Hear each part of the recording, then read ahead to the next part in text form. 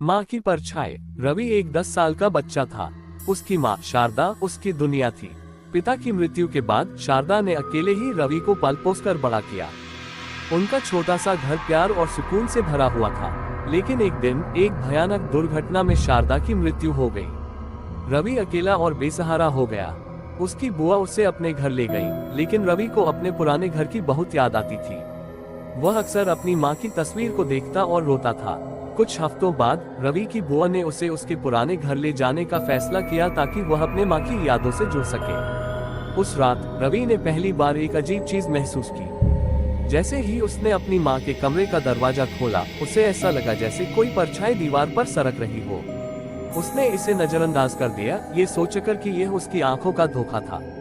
अगली रात रवि ने सपना देखा कि उसकी माँ उसे पुकार रही है, रवि मेरे बेटे, मैं यही हूँ। वह पसीने में तरबतर जागा। कमरे में अजीब सन्नाटा था।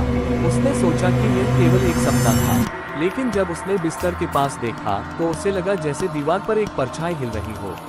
परछाई का आकार उसकी माँ जैसा था। रवि घबरा गया। उसने बुआ को ये बात बताई, लेकिन उन्होंने इसे उसका वहम कहकर टाल दिया। अगले दिन से अजीब घटनाएं। रवि ने देखा कि घर में चीजें खुद ब खुद हिलने लगी। रसोई में रखा गिलास अचानक गिर गया। कमरे में रखी तस्वीरें नीचे गिर गईं। हर जगह उसे ऐसा लगता जैसे कोई उसकी माँ की गंध महसूस कर रहा हो। एक दिन उसने हिम्मत करके परछाई से बात करने की कोशिश की। माँ, क्या आप हो? उसने पूछा। परछाई हिलने लगी और दीवार पर उभरते हुए अक्षरों में लिखा गया, हाँ बेटा, मैं तुम्हारे पास हूँ। रवि डर और खुशी के बीच झूल रहा था। वह समझ नहीं पा रहा था कि यह सच में उसकी माँ है या कुछ और। रहस्य का खुलासा। एक रात रवि ने देखा कि परछाई हर रात उसके करीब आ रही थी। वह दीवार से हटकर उसके बिस्तर तक पहुंचने लगी थी। उस रात उसने देखा कि परछाई का चेहरा उसकी माँ जैसा था, लेकिन आंखें बिल्कुल काली थी। तुम कौन हो? रवि ने चिल्लाकर पूछा। परछाई ने धीरे धीरे कहा, मैं तुम्हारी माँ हूँ, लेकिन मैं यहाँ अटक गई। तुम्हारे प्यार ने मुझे इस दुनिया में रोक लिया है। अब मुझे जाने दो बेटा। रवि रोने लगा। मैं आपको कैसे जाने दूं माँ? परछाई ने उसे एक दीपक और मंत्र बताया।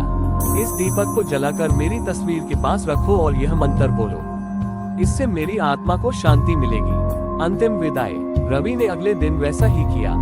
जैसे ही दीपक जलाकर मंत्र पढ़ा गया, परछाई धीरे धीरे गायब होने लगी। आखिरी बार परछाई ने रवि की तरफ देखा और मुस्कुराई। उसने कहा, तुम्हें हमेशा खुश रहना है बेटा, मैं हमेशा तुम्हारे साथ हूँ।